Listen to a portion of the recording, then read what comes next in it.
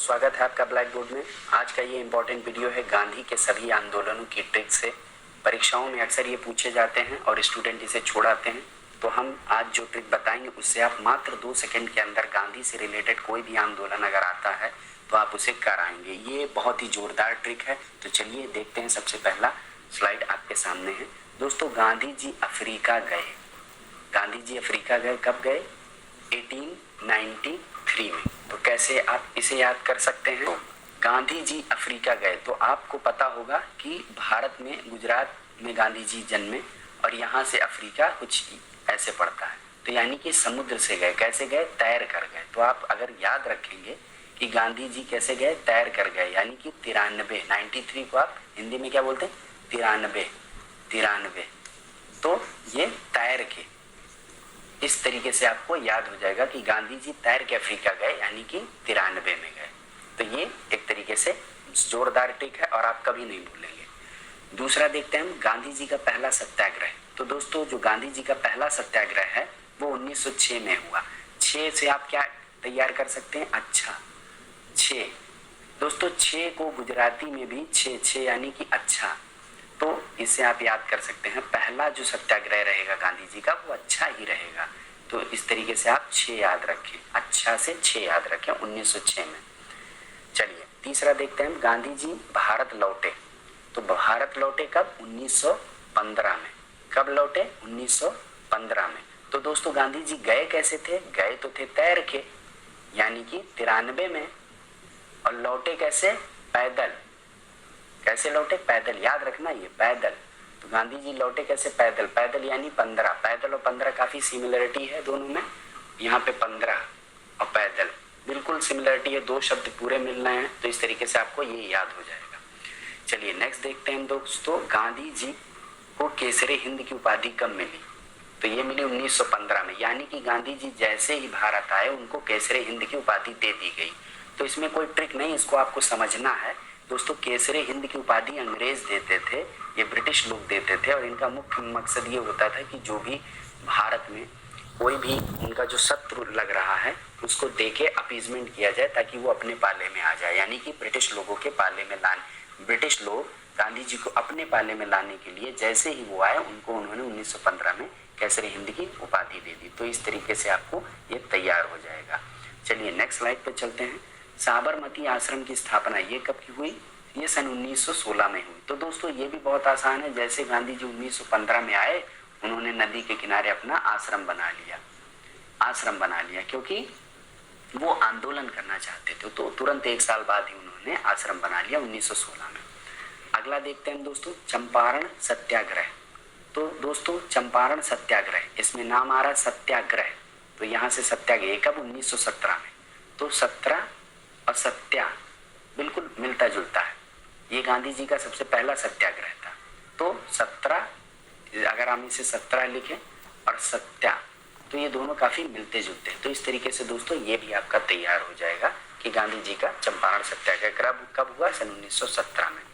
चलिए नेक्स्ट देखते हैं हम, अहमदाबाद मिल मजदूर आंदोलन। ये गांधी जी ने किया कब? 1918 में। ये आपको कैसे याद होगा? तो बहुत ही सिंपल ट्रिक है दोस्तों। अहमदाबाद मिल मजदूर आंदोलन यानी कि मिल में जो मजदूर होते हैं उनकी उम्र कितनी होनी चाहिए? कम से कम 18 साल होनी चाहिए। उन्हीं लोगों के लिए आंदोलन किया। तो यानी कि 1918। ये भी तैयार हो गया। चलिए नेक्स्ट देखते हैं दोस्तों, खिलाफत आंदोलन कब किया गांधी जी ने? तो ये किया 1919 में। आपको कैसे याद होगा? बहुत आसान है। 1919 दोनों दोस्तों, खिलाफत हमेशा बराबरी के लोगों के बीच में ही होगी। यानी कि आपस में जो लड़ाई होगी वो हमेशा बराबरी के लोगों के बीच में होगी। तो इसलिए 1919। दोस्तों नेक्स्ट स्लाइड पे चलते हैं, देखते हैं असहयोग आंदोलन। दोस्तों, असहयोग आंदोलन हुआ 1920 में। अब इसे कैसे आप याद करेंगे? असहयोग यानी कि विरोध करना, और यहाँ पे 20 है तो 20 को आप विष समझ सकते हैं। तो जब आप किसी का विरोध करते हैं तो एक तरीके से उसे विष देने के बराबर है। किसी का विरोध करना यानी कि उसे विष देने के बराबर है। तो ये भी बहुत ही सॉलिड तरह से आपको याद हो गया। परीक्षा में जब आएगा तो आप कर लेंगे। चलिए नेक्स्ट देखते हैं, कांग्रेस की अध्यक्षता गांधी जी ने कब की? 1924 में की। तो ये कैसे आपको याद होगा? दोस्तों, गांधी जी ने जब कांग्रेस की अध्यक्षता की तो उन्हें कई समस्याओं से दो चार होना पड़ा, दो चार यानी कि 24। तो इस तरीके से ये ट्रिक भी आपकी जहन में बहुत अच्छे से बैठ जाएगी, जब भी आएगा तो आप कर लोगे। चलिए नेक्स्ट देखते हैं हम दांडी मार्च। दोस्तों दांडी मार्च ये कब हुआ? 1930 में हुआ। दांडी मार्च किस लिए किया गया था गांधी जी द्वारा? ये किया गया था नमक के लिए। कब किया गया? किस चीज के लिए? नमक के लिए।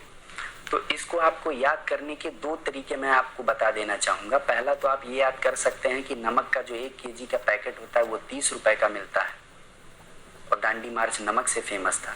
दूसरा तरीका ये है कि मार्च का जो महीना होता है वो 31 का होता है और अगर आप इसमें से एक हटा दें तो ये 30 हो जाता है। तो 1930 में दांडी मार्च किया था गांधी जी ने। इस तरह से आपको ये तैयार हो गया। इसकी दो ट्रिक हैं, आपको जो सुविधाजनक लगे आप वो देखें। सविनय अवज्ञा आंदोलन नेक्स्ट है और ये हुआ था 1930 में। अवज्ञा आंदोलन, तो दोस्तों इसको याद करने का तरीका बेहद आसान है। दांडी मार्च के साथ हम इसे जोड़ देंगे क्योंकि जब महात्मा जी ने दांडी मार्च किया तो अंग्रेज उनसे विनय करने लगे, विनय करके उन्होंने रोका। तो ये कब रोकेंगे? 1930 में ही। इस तरीके से दोस्तों ये तैयार हुआ। चलिए नेक्स्ट हम देखते हैं गांधी इरविन समझौता। ये कब हुआ? 1931 में। और इसको याद करने का बहुत ही आसान तरीका है दोस्तों। गांधी और इरविन यानी कि दो व्यक्तियों की बात हो रही है तो इनके बीच में समझौता क्यों होगा? ताकि एकता आ सके इनके बीच में, इनके बीच में एकता आ सके। एकता यानी 31 दोनों में काफी हद तक सिमिलरिटी है 31। तो इस तरीके से आपको ये तैयार हो जाएगा। चलिए नेक्स्ट देखते हैं द्वितीय गोलमेज सम्मेलन। ये कब हुआ? 1931 में। तो दोस्तों गोलमेज सम्मेलन, जाहिर सी बात है सम्मेलन जब होगा किसी गोलमेज पे तो ये किस लिए होगा? इनके बीच में भी एकता लाने के लिए ही होगा। क्या होगा? एकता लाने के लिए। तो यहाँ पर भी ये 31 ही होगा। आप इस तरीके से याद कर लेंगे। चलिए नेक्स्ट देखते हैं पूना समझौता। ये कब हुआ? ये हुआ सन 1932 में। दोस्तों पूना समझौता को आप ऐसे याद कर सकते हैं कि ये महात्मा गांधी और बाबा साहब अम्बेडकर के बीच में हुआ था। तो इस समझौते के कारण दोनों लोगों काफी खुश हुए। और खुश होता है आदमी तो क्या होता है? उसके दांत दिखते हैं, यानी कि वो खुश हो जाता है तो वो हंसता है, उसके दांत दिखते हैं। कितने? 32 दांत। तो इस तरीके से आपको ये याद हो जाएगा कि पूना समझौता में अम्बेडकर और महात्मा गांधी हंसे तो उनके 32 दांत दिखे। चलिए नेक्स्ट देखते हैं हम हरिजन संघ स्थापना। दोस्तों हरिजन संघ स्थापना महात्मा गांधी जी द्वारा 1932 में की गई थी। और हरिजन यानी कि कौन? यानी कि भगवान के जन, ईश्वर के जन। तो ये 1932, इसे हम कैसे जोड़ेंगे? दोस्तों जो हरि के जन होते हैं वो हमेशा खुश रहते हैं, हमेशा प्रसन्न रहते हैं। और जो प्रसन्न रहेगा उसका क्या होगा? उसके दांत दिखेंगे, 32 दांत। तो इस तरीके से ये भी आपका तैयार हो गया। चलिए ये लास्ट है कि भारत छोड़ो आंदोलन। ये कब हुआ? सन 1942 में। और इसको कैसे हम याद करेंगे? दोस्तों 42 को आप याद कर सकते हैं बया से, बयां करना।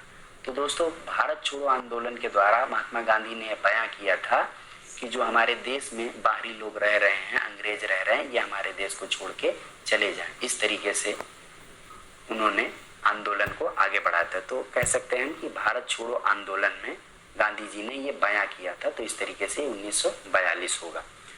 तो आपको ये सभी ट्रिक कैसी लगी हमें कमेंट करके जरूर बताइएगा। और यहाँ पर आपके लिए एक ये प्रश्न है कि महात्मा गांधी जी के राजनीतिक गुरु कौन थे? ये हमें कमेंट में लिख के जरूर बताइएगा। दोस्तों आपको